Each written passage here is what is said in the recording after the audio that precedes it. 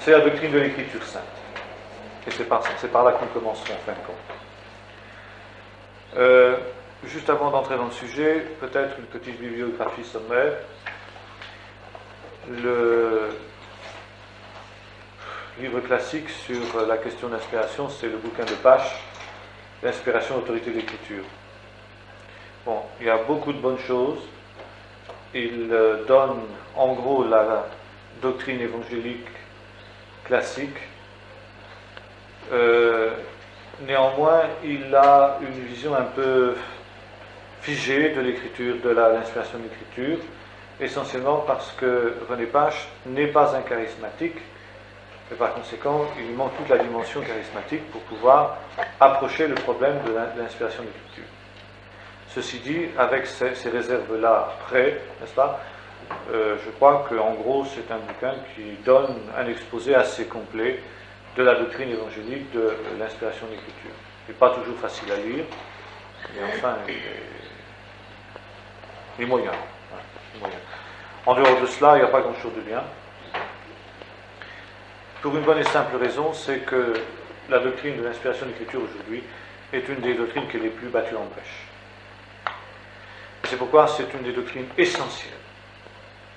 Finalement, quand on discute avec des membres d'autres familles du christianisme, en particulier tant catholiques que protestantes, et lorsque naissent des désaccords, c'est 90 fois sur 100 parce que l'interlocuteur n'a plus la foi dans l'inspiration de l'Écriture. C'est dire si nous avons affaire ici à une doctrine vraiment essentielle, une doctrine de base. Finalement, c'est cette doctrine de l'inhérence scripturaire, comme on l'appelle, qui a été une des bases fondamentales de la Réforme.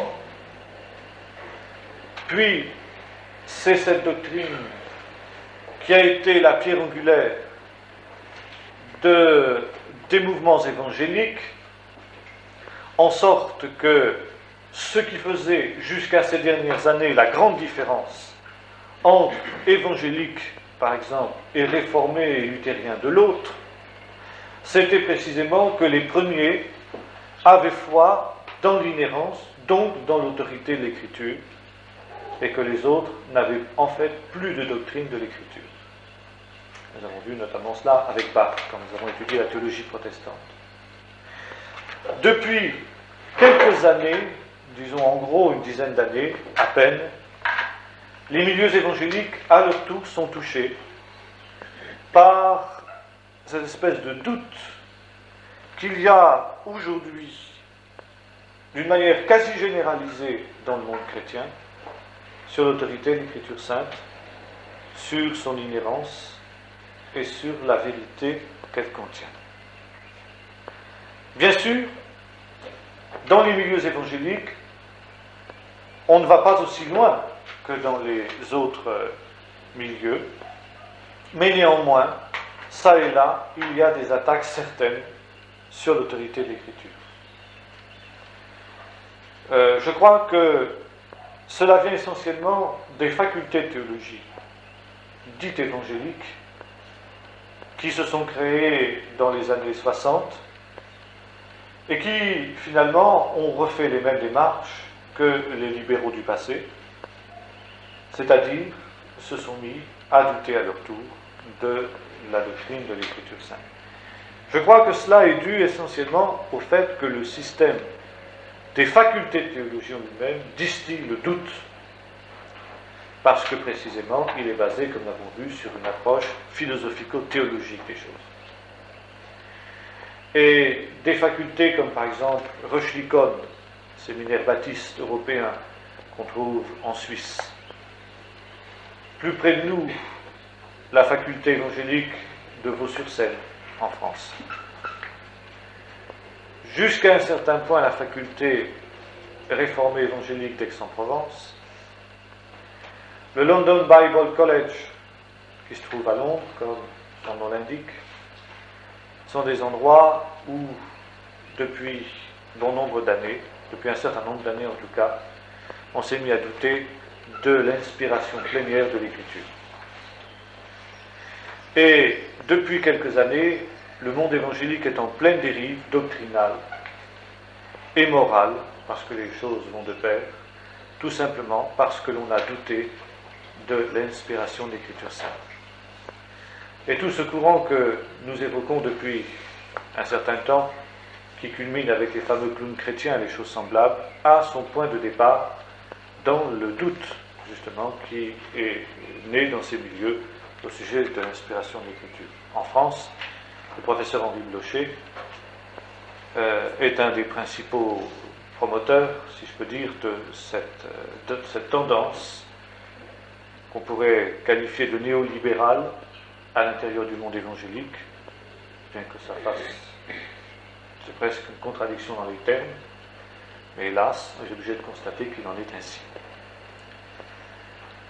Le doute sur l'inhérence de l'Écriture a des conséquences extrêmement graves sur le plan évidemment de l'Église, parce que si l'on ne sait plus ce que l'on croit, si on n'a plus confiance dans l'autorité de la Bible, eh bien on sape l'autorité de la Bible. Par conséquent, la Bible n'est plus la référence, elle n'est plus la norme. Et qu'est-ce qui est la norme, si ce n'est plus la Bible? Les catholiques ont leur tradition. En principe, les protestants n'en ont pas. Quelle va donc être la norme qui va se substituer à la Bible? La philosophie du monde. Ce que Paul appellera les rudiments du monde. La dérive a commencé par de petites choses. D'abord, de la confrontation entre les données bibliques et puis les données de la science, notamment tout ce qui concerne la création, les 11 premiers chapitres de la Genèse. C'est toujours là que ça part, c'est toujours de là que ça part. Et dans les milieux évangéliques, suivant cela d'ailleurs un certain nombre de libéraux que les professeurs évangéliques fréquentaient, parce qu'il y avait échange, il y avait contact entre théologiens évangéliques et théologiens libéraux, réformés et luthériens, si bien que petit à petit une influence s'est exercée les théologiens libéraux sur les théologiens évangéliques, qui ont laissé pénétrer en eux le doute qui était celui des théologiens libéraux. Et c'est ainsi qu'on s'est dit, la Bible est vraie, totalement vraie, lorsqu'il s'agit des vérités spirituelles et religieuses. Mais lorsqu'il s'agit des réalités qui touchent au monde physique, du monde matériel, il se peut qu'il puisse y avoir des erreurs. La Bible n'est pas infaillible dans ce domaine, ce n'est pas son but, ce n'est pas son objet de nous rendre compte d'un certain nombre de réalités scientifiques et à la limite, sur la manière dont le monde a été créé, la Bible n'a rien à nous dire. Pourquoi n'accepterions-nous pas, par exemple, la doctrine de l'évolution pour rendre compte de l'apparition des espèces vivantes sur la Terre? C'est à peu de choses près ce qu'Henri Blocher écrivait dans un certain nombre d'années, il y a un certain nombre d'années, dans un livre intitulé Révélation des origines. Révélation des origines, exactement. Alors, on pensait, ce faisant, que l'on avait préservé l'essentiel, c'est-à-dire l'autorité de la Bible,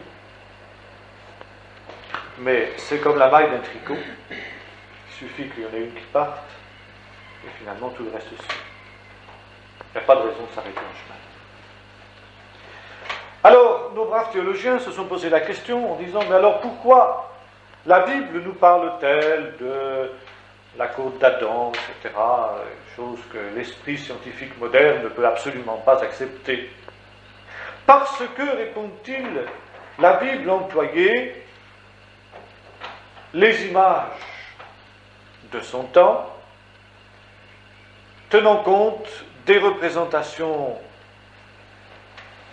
cosmogoniques et pseudo-scientifiques des peuples au sein desquels elle a pris naissance. Seulement, quand on pose ça comme base, ça va très loin. Parce que, on dit, bon, sur le plan de la science, la Bible employait les éléments culturels de son temps. La Bible était insérée dans une culture qui n'est plus la nôtre aujourd'hui. Par conséquent, nous ne pouvons plus rendre compte, nous, aujourd'hui, au XXe siècle, des mêmes événements de la même manière. Seulement, si nous posons cela comme base, il n'y a pas de raison de s'arrêter simplement aux questions scientifiques. Ça veut dire que quand Paul, par exemple, nous parle de la tenue de la femme, des cheveux longs et des choses semblables, c'était aussi dans un contexte culturel qui n'est plus le nôtre. Donc, deuxième pas, des éléments de ce type ne sont pas valables pour les chrétiens de tous les lieux et de tous les temps, et en fin de compte ne sont pas inspirés. Paul n'était pas inspiré quand il écrivait cela, parce qu'il écrivait dans le contexte culturel de son temps. Et l'on a vu en l'espace de quelques années, dans la plupart des églises évangéliques, cette pratique qui jusqu'alors avait été normale, être quasiment abandonnée par l'ensemble du monde évangélique. Pratiquement l'ensemble du monde évangélique. Alors on aura pu dire, mais c'est un détail, mais c'est un détail qui en disait long, sur le fait que la foi dans l'inspiration de l'Écriture était sapée.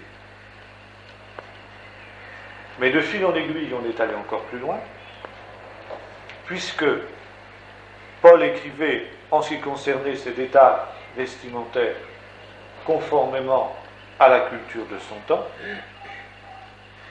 En ce qui concerne le mariage, par exemple, c'était aussi en fonction de la culture du temps que Jésus parlait. Par conséquent, nous, aujourd'hui, nous sommes fondés de penser que, étant donné que nous sommes dans une culture qui a évolué, au sein de mœurs qui ont évolué, qu'on puisse envisager, par exemple, le remariage des divorcés. Mais la Bible condamne, dira-t-on. Oui, parce qu'à l'époque, enfin, les éléments culturels faisaient que, à cette époque-là, c'était valable. Mais aujourd'hui, nous vivons dans une autre culture, par conséquent, le remariage des divorcés est légitime. Et on pourrait multiplier les exemples du même type, pour montrer que finalement, on arrive à vider la Bible de sa substance. Et c'est pourquoi nous touchons ici à une doctrine essentielle. C'est la pierre de touche, la pierre angulaire de toute foi biblique et de tout système doctrinal. Si nous doutons de l'inspiration verbale et plénière de l'Écriture sainte, alors automatiquement il y aura naufrage, non seulement quant à ce que nous croyons, mais également en ce que nous pratiquerons. Une foi erronée conduit à une pratique erronée. Et c'est pourquoi il est important d'avoir une doctrine solide. Certains disent, eh bien, et aujourd'hui, il y a aussi cela dans les milieux évangéliques, n'est-ce pas? Il est de bon ton de mépriser la doctrine. En disant, ce qui est important, ce n'est pas tellement ce que le catéchisme, etc., les dogmes, mais c'est la pratique. Seulement, si nous n'avons pas une doctrine juste, nous n'aurons pas non plus une vie et une pratique juste. Ce n'est pas possible. Et les quelques exemples que je viens de donner, et qu'on pourrait multiplier, le montrent abondamment. On pourrait faire la même démonstration pour l'avortement, par exemple. On pourrait faire la même démonstration pour le problème de la polygamie, des choses semblables, dont on reparle aussi dans les milieux évangéliques, aussi étrange que ça puisse paraître. Le mal est profond. Et puis je crois qu'on pourrait même encore aller plus loin et dire que la crise de notre temps, la crise de notre civilisation, la crise des valeurs du monde occidental en particulier, a pour responsable les théologiens qui ont commencé à douter de l'Écriture sainte. C'était ce qu'il y a 10-15 ans affirmait déjà un pasteur danois qui luttait à l'époque contre l'invasion de la pornographie dans son pays et qui disait les premiers responsables sont les théologiens. Et je crois que la crise des valeurs qu'est la nôtre aujourd'hui, que ce soit la désespérance généralisée, la soif de matérialisme, le relativisme moral, spirituel qui caractérise notre temps, vient de ce qu'il n'y a plus de référence. En fait, toute notre civilisation occidentale était construite peu ou prou sur la foi en l'inspiration de l'Écriture, qui était celle de la Réforme, bien entendu, mais qui était celle aussi, d'une certaine manière, de l'Église catholique, à laquelle elle ajoutait évidemment tous ses dogmes à elle.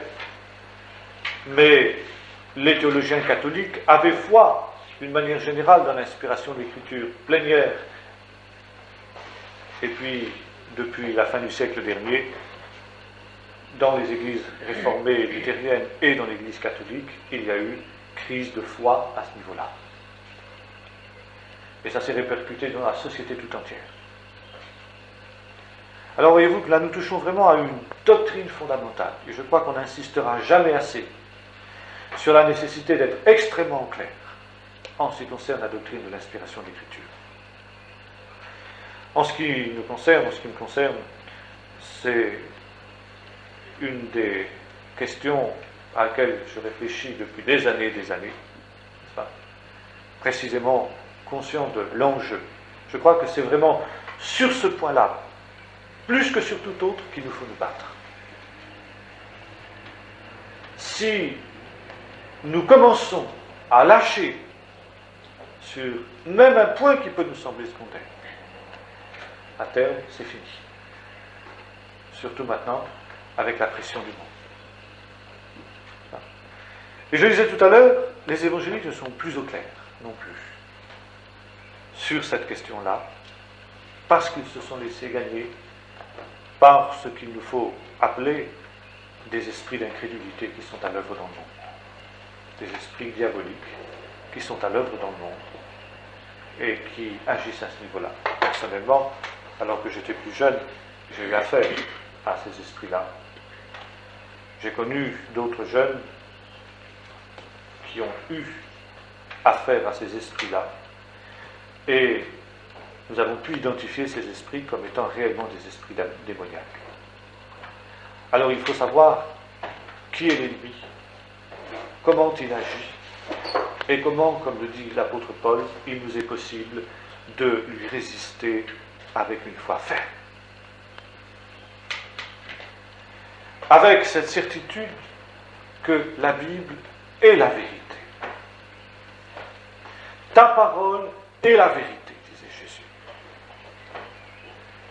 Et non seulement ta parole est la vérité, lorsqu'elle nous parle des choses d'en haut, lorsqu'elle nous parle du ciel, lorsqu'elle nous parle des choses spirituelles, mais également ta parole est la vérité, lorsqu'elle fait référence à des événements historiques, lorsqu'elle fait référence à des réalités de cette terre. Certes, la Bible ne nous dit pas tout, notamment sur ces questions de la terre, scientifiques, etc., c'est vrai. Mais nous devons être profondément persuadés que lorsque la Bible nous parle, par exemple de la création, de choses de ce type, ce que la Bible nous dit est vrai. Et non seulement est vrai, mais peut-être que nous ne pouvons pas le comprendre scientifiquement. Si, eh bien, il nous semble que la science moderne s'oppose à ces choses, ce n'est pas la Bible qui est en défaut, ce sont les scientifiques. Il leur manque un certain nombre de données, tout simplement. Et il ne convient pas d'accommoder les affirmations de l'Écriture à la lumière des affirmations de la science, qui se contredit, qui change constamment. Jésus disait, le ciel et la terre passeront, mais mes paroles ne passeront pas. Les théories scientifiques, il y en a eu des dizaines et des dizaines. Il y en aura encore d'autres, si le Seigneur tarde à revenir. Mais la parole du Seigneur ne changera jamais. Comme disait, je ne me souviens plus quel grand savant, c'était un grand astronome, je crois, ou un savant, peu importe. Mais si j'avais à résumer la manière dont la Terre est apparue, je recopierais les 2 premiers chapitres de la Genèse.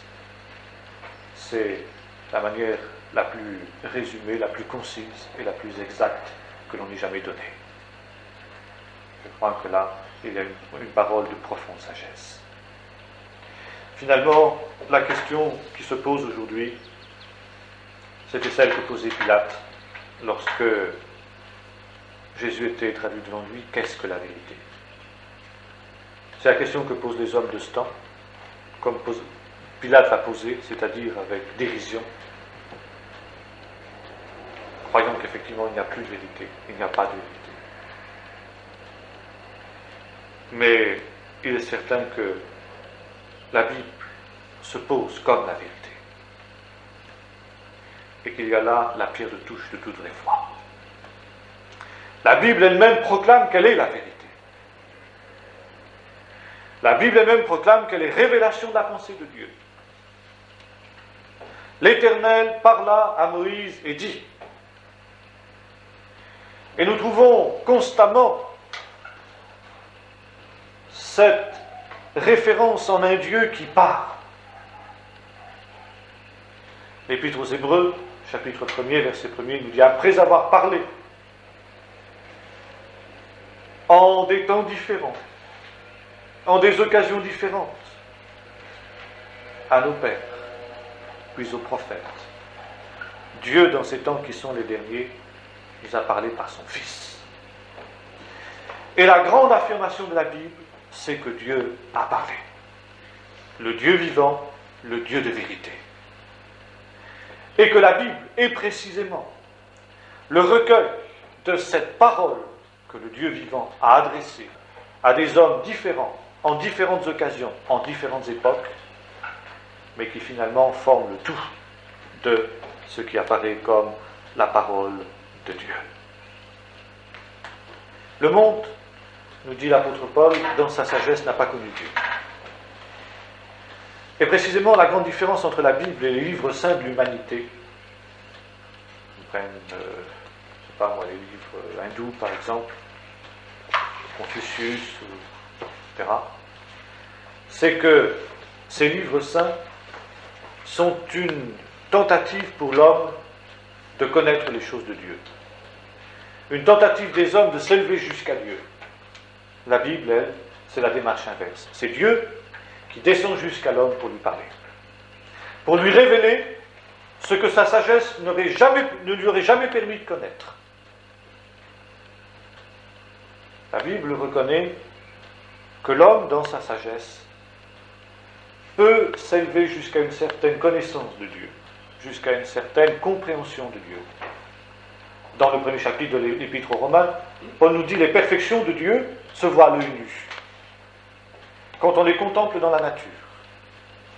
Ce que Voltaire, douteur par excellence, résumait en disant « Je ne puis concevoir qu'une horloge aussi parfaite n'ait pas été fabriquée par un horloger. » C'est logique. Et bien que cet argument soit aujourd'hui tourné en dérision par les agnostiques et les incroyants de tout poil, n'est-ce pas, il est certain que quand on voit l'harmonie de la nature, que quand on voit la finalité qui se trouve en elle, on est obligé de dire qu'il y a une intelligence qui préside à ces choses. Ou bien alors, c'est que la nature elle-même est Dieu, c'est-à-dire qu'elle contient en elle-même cette intelligence, ce principe de finalité qui la pousse vers une organisation aussi parfaite, mais à ce moment-là, c'est reculer pour mieux sauter, si j'ose dire. Ou bien alors, et c'est ce que la Bible affirme, et c'est ce que la raison de l'homme, n'est-ce pas, de l'homme sincère, honnête et droit lui montre, c'est qu'il y a au-dessus de toutes ces choses une intelligence extraordinaire qui a conduit l'organisation de la nature à la fois dans l'infiniment grand et dans l'infiniment petit. C'est tout à fait remarquable de noter que les lois physiques, mathématiques, qui régentent l'infiniment grand sont les mêmes que celles qu'on trouve dans l'infiniment petit. Ce qui prouve qu'il y a là, dans toute la nature, une unité d'intention, une unité de pensée, autrement dit un même architecte, pour reprendre l'expression de Voltaire, un même horloger. Par conséquent, l'homme peut arriver à cette conclusion-là par son propre raisonnement, par sa propre sagesse et par sa propre intelligence. Et s'il ne le fait pas, c'est comme le dit l'apôtre Paul, parce que leur intelligence a été obscurcie.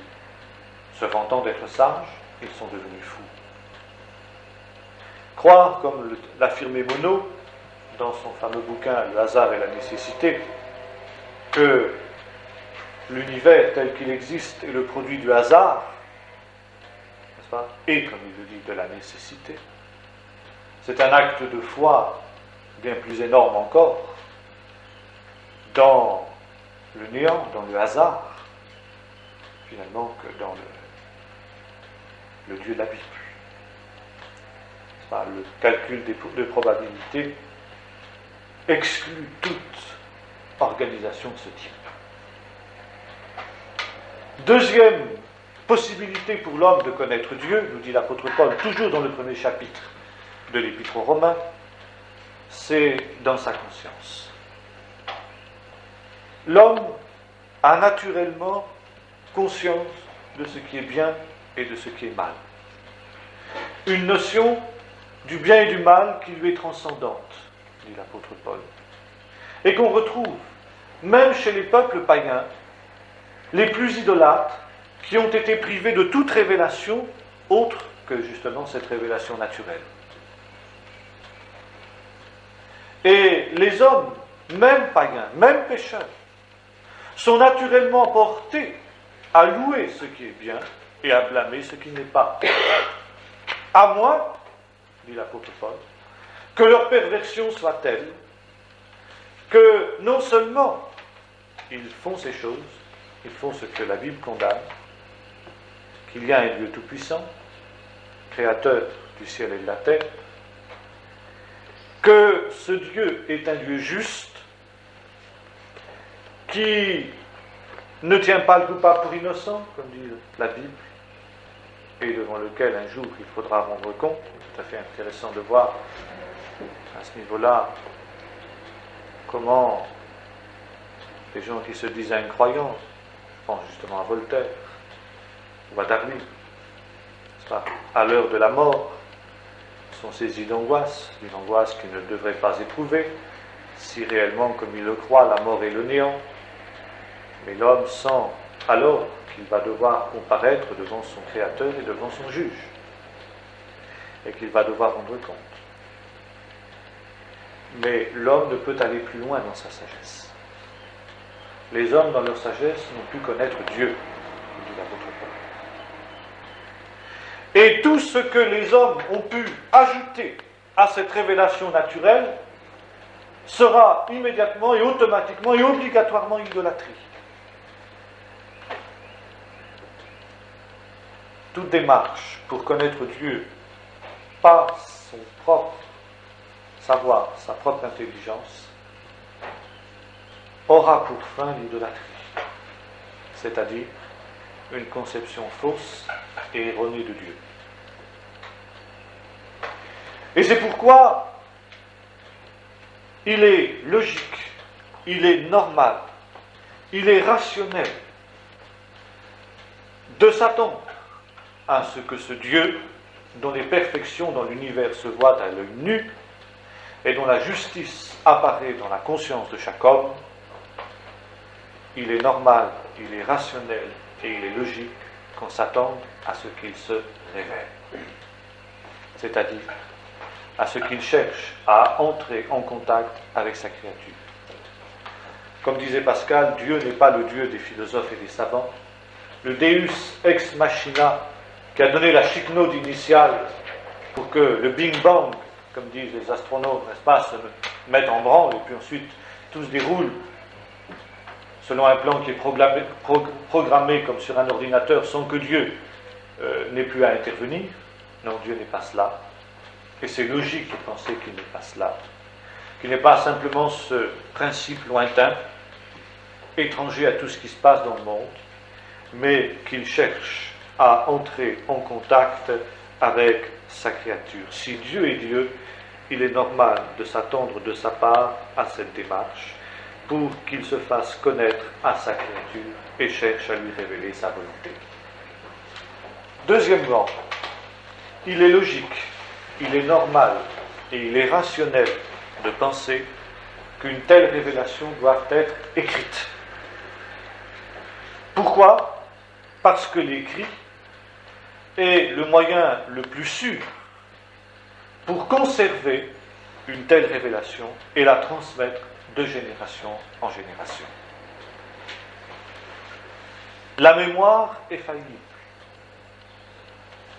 La tradition orale, la transmission orale, finit par s'altérer.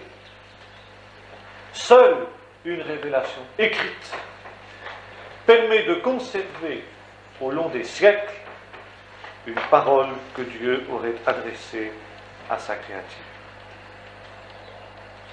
Troisièmement, il est logique, il est normal et il est rationnel de croire que ce Dieu qui s'est révélé à l'homme, qui a poussé des hommes à écrire ce qu'il leur avait révélé, a également veillé sur cette parole, sur ces écrits, pour qu'ils nous parviennent sans être altérés. Qu'il puisse par conséquent y avoir un miracle de préservation de cette parole, de cet écrit, qui apparaît comme le produit de cette révélation de Dieu à l'homme. Et que Dieu a conduit ceux qui voulaient se mettre à l'écoute de cette parole à reconnaître en elle sa voix, c'est-à-dire à former ce que les théologiens appellent le canon d'écriture sainte, sur lequel précisément nous reviendrons. Par conséquent, l'idée d'une révélation écrite, bien loin d'être un acte irrationnel, comme on veut nous le faire à croire aujourd'hui, défiant toute logique, apparaît au contraire comme quelque chose de tout à fait logique et de tout à fait normal. Et finalement, c'est ce que la Bible dit elle-même. La Bible a cette prétention d'être la parole de Dieu révélée.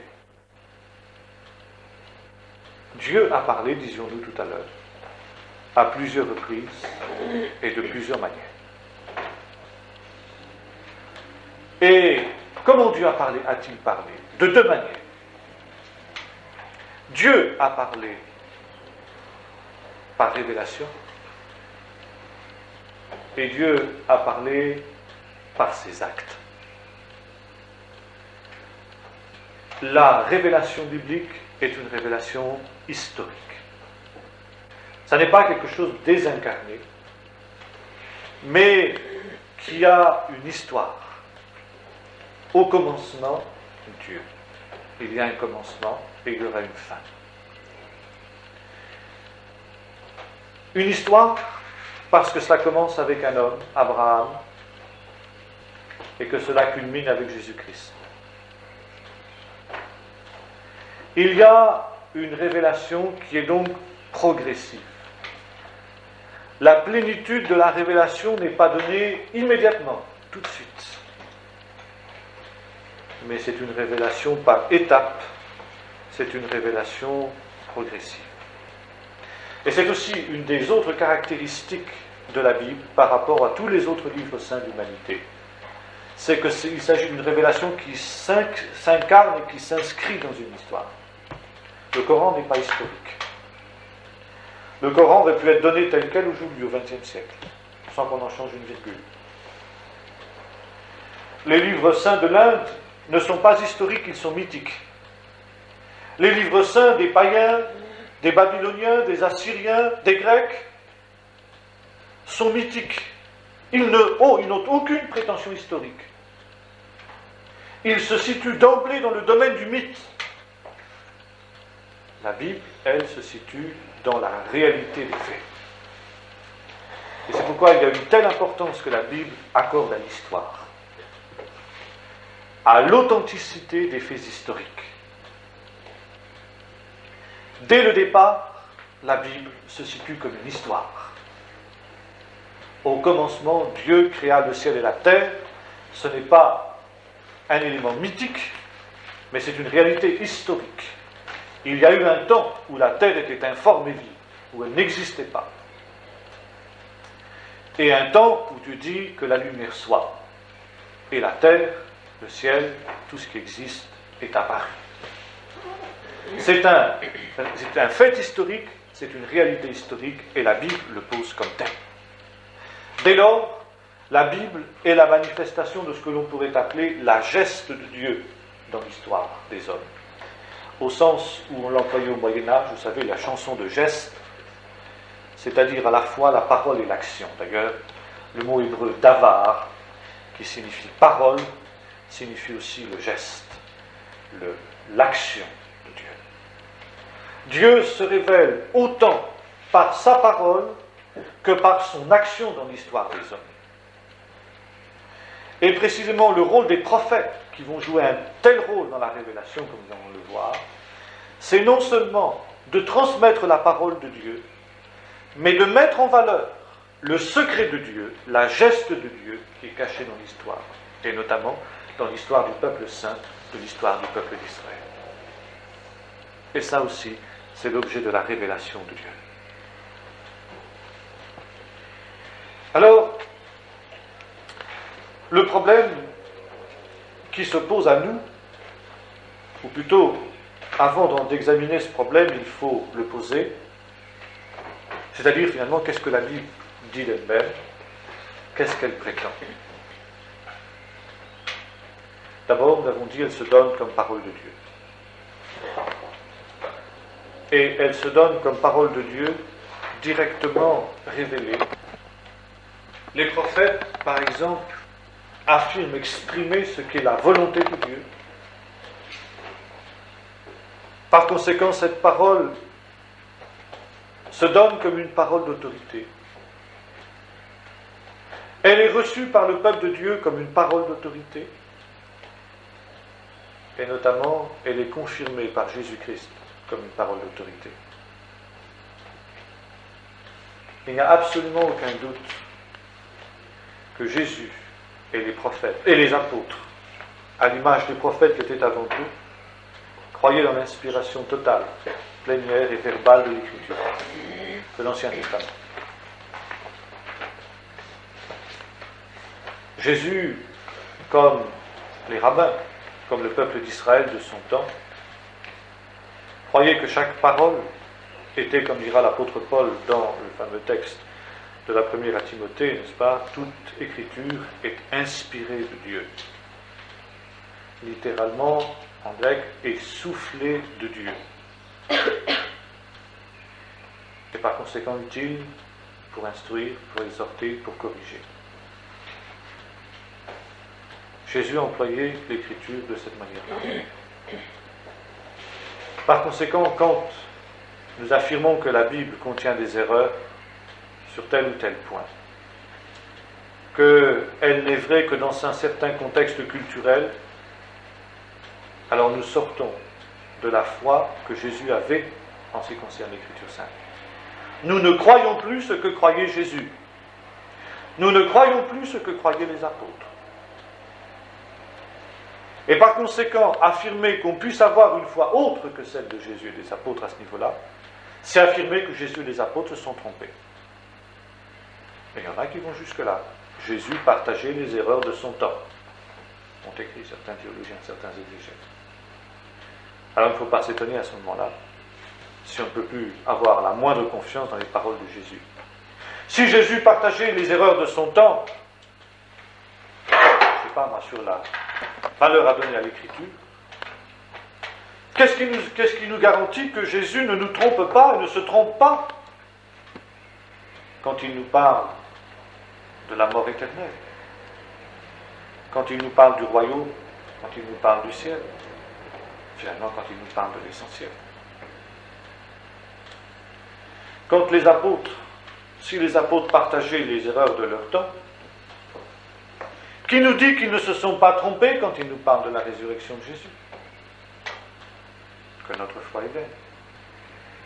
Qui nous dit qu'ils ne nous ont pas trompés, qu'ils ne se sont pas trompés quand ils nous parlent de la naissance virginale, de l'incarnation, de la filiation divine de Jésus-Christ? Qu'est-ce qui nous garantit qu'à ce moment-là que Jésus n'est pas un simple homme? Et que là aussi, eh bien, toutes les affirmations des apôtres sont vaines, nul et non avenu.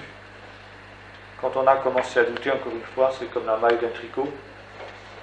On sait où ça part, mais on ne sait pas où ça va s'arrêter. Et il n'y a pas de raison que ça s'arrête. C'est encore comme une digue, vous savez, qui a été entrouverte, il y a une brèche, l'eau commence à suinter, puis soudain, tout est emporté. Et c'est l'inondation, c'est l'invasion de la mer. C'est exactement ce qui se passe aujourd'hui dans le monde chrétien. Et c'est encore une fois la tragédie du monde chrétien aujourd'hui que nous pouvons constater à ce niveau-là. Maintenant, nous ne voulons pas dire que quand nous parlons d'inspiration d'écriture, il s'agisse d'un phénomène simple, qu'il n'y ait pas des problèmes. Ces problèmes, il convient de les examiner honnêtement.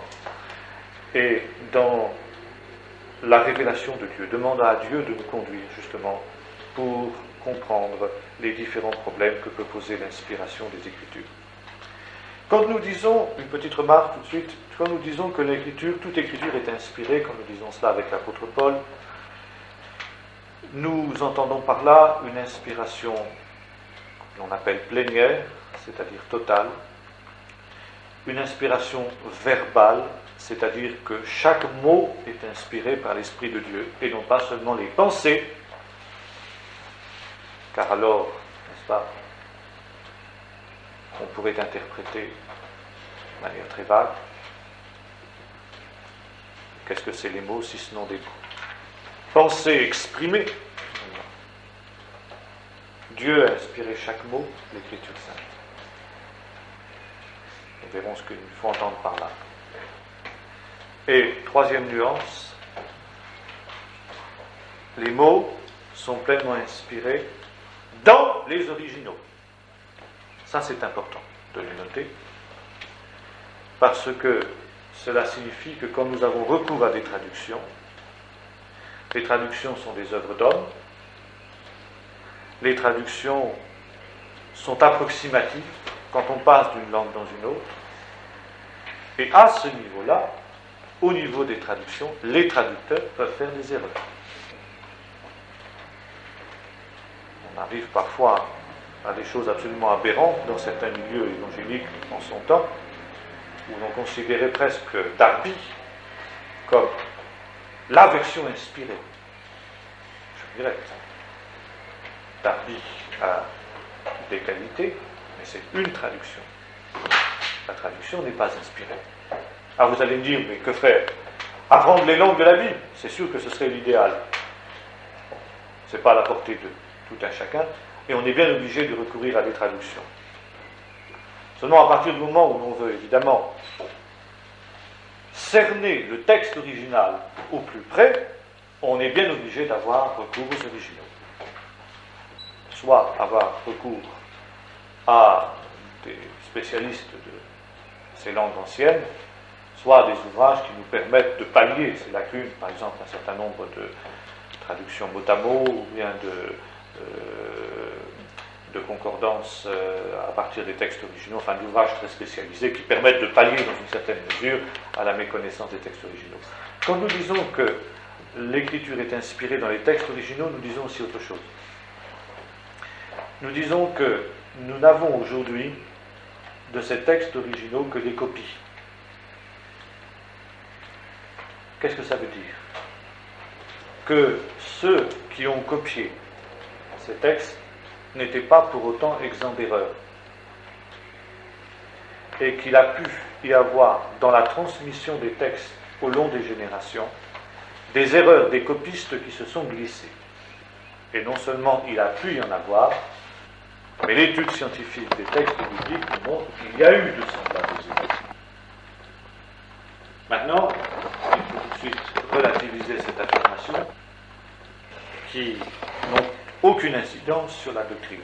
Enfin, grâce à une étude extrêmement serrée des différents manuscrits, il est très souvent possible de corriger les principales de ces erreurs. Au niveau de l'Ancien Testament, on arrive à une certitude des textes les plus corrompus à 75%. C'est considérable pour des textes aussi anciens. Pour ce qui est du Nouveau Testament, c'est encore plus. On arrive à une certitude d'au moins 99%.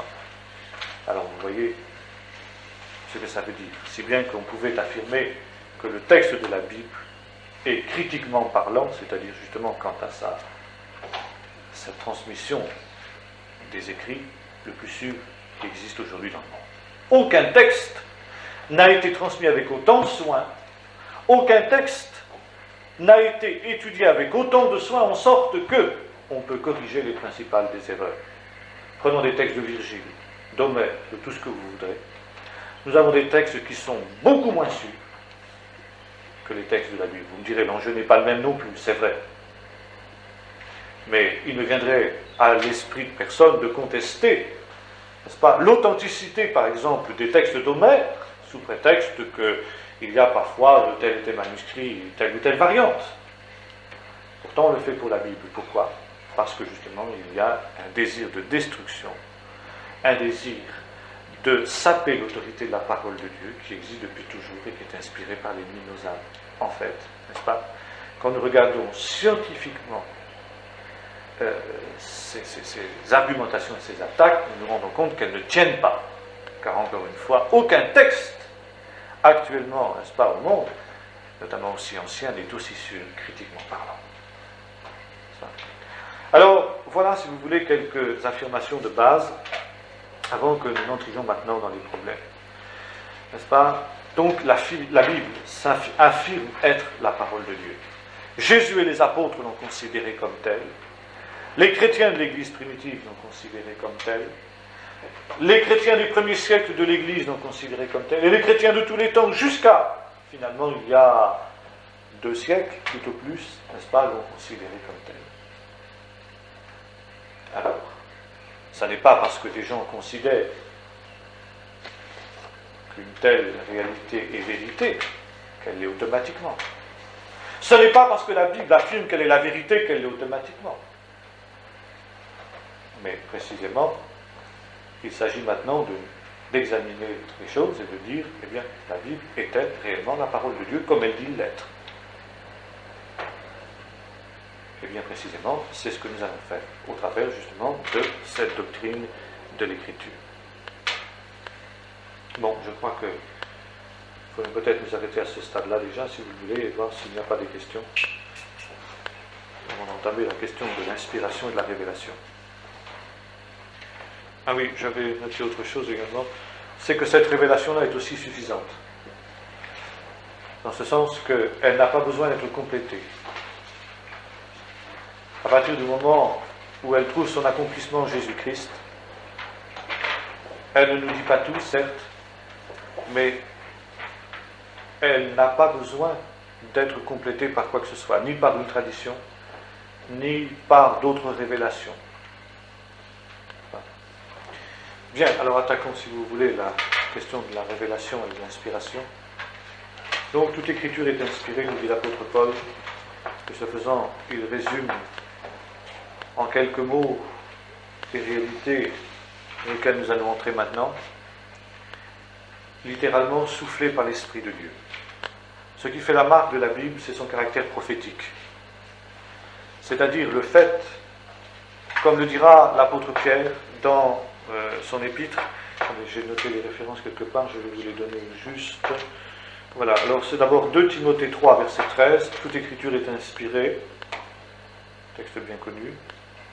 C'est pas 2 Timothée ? Si, c'est 16. 2 Timothée 3, 16, c'est ça ? Ah oui, 13, c'est possible, 3, verset 16, effectivement. Ensuite, nous avons, je citais tout à l'heure Hébreux 1, verset 1. Et puis, nous avons un texte fondamental dans la 2e épître de Pierre, chapitre 1 et verset 21, où Pierre nous dit ceci: ce n'est pas par une volonté d'homme qu'une prophétie de l'Écriture a jamais été apportée, mais c'est poussé par l'Esprit que des hommes ont parlé de la part de Dieu. Là, nous avons le résumé de la doctrine biblique de l'inspiration d'Écriture. Poussés par l'Esprit, des hommes ont parlé de la part de Dieu. C'est la définition même du prophète. Des hommes qui parlent de la part de Dieu, poussés qu'ils sont par l'Esprit Saint. Alors, il y a une grande part qui est faite dans l'Écriture à l'action de l'Esprit Saint.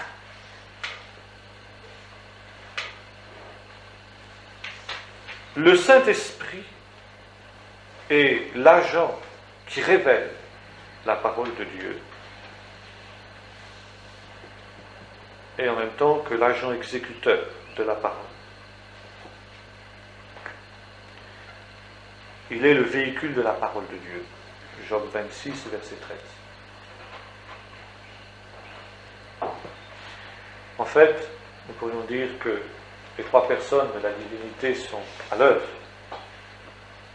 dans la révélation. Dieu est le parlant, le Père est le parlant, le Fils est la parole,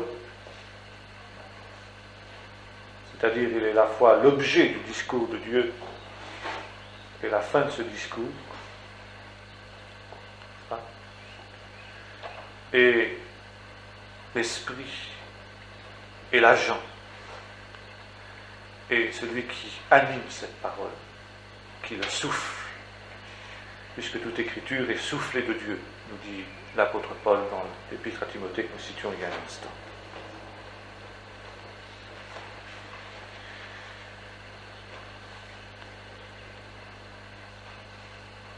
Bien. Quelles sont les étapes de la révélation? Donc, à différentes reprises et de différentes manières, à différentes personnes que l'Esprit de Dieu a poussé à parler. Je crois qu'il nous faut faire une distinction tout de suite dans le ministère prophétique, parce qu'il nous faut étudier le ministère prophétique. Toute la Bible est prophétique, nous allons le voir. Ça va être tout notre objet. Il y a différents genres littéraires dans la Bible. Il y a ce qu'on appelle la Torah, les 5 livres de Moïse, les livres historiques, les livres que l'on appelle prophétiques, les livres de la sagesse, psaumes, proverbes, Job, etc.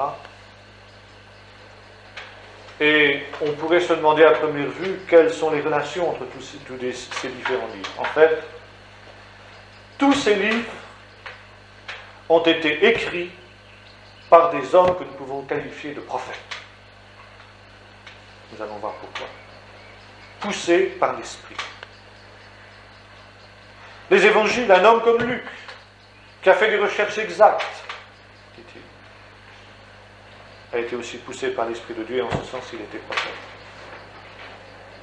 Les épîtres de Paul, etc., l'ont été également. Donc qu'est-ce que c'est qu'un prophète? Quel est le mécanisme de l'inspiration prophétique? Je crois que c'est le premier point, la première question qu'il nous faut élucider. Eh bien, le commencement de la prophétie, l'origine de la prophétie, apparaît dans le livre de l'Exode, en fait, lors de la théophanie du Sinaï, Exode 19 et 20. Et elle apparaît dans la personne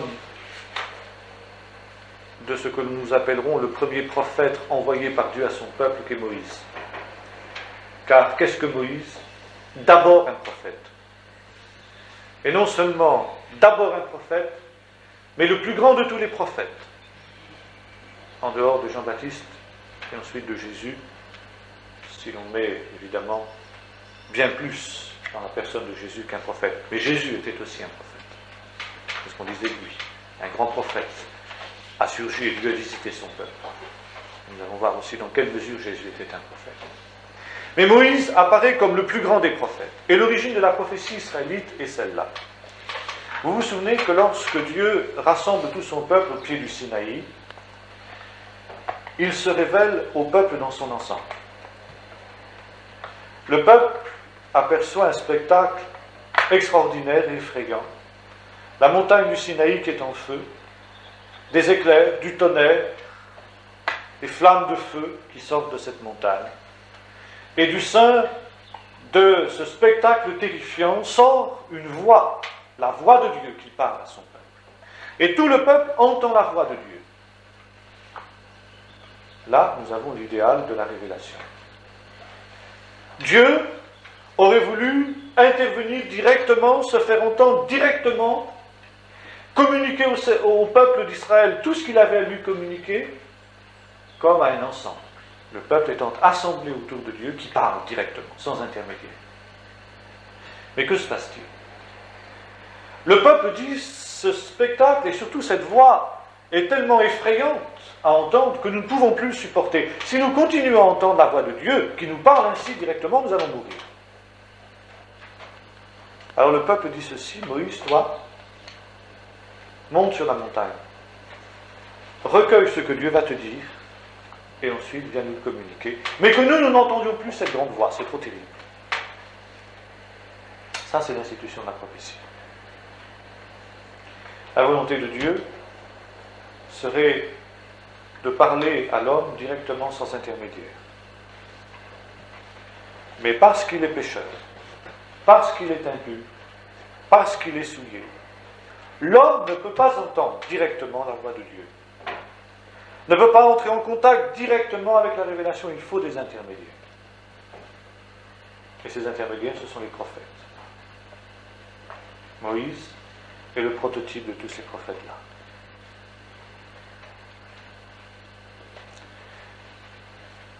Le ministère prophétique dans la parole de Dieu, je crois que l'heure est passée.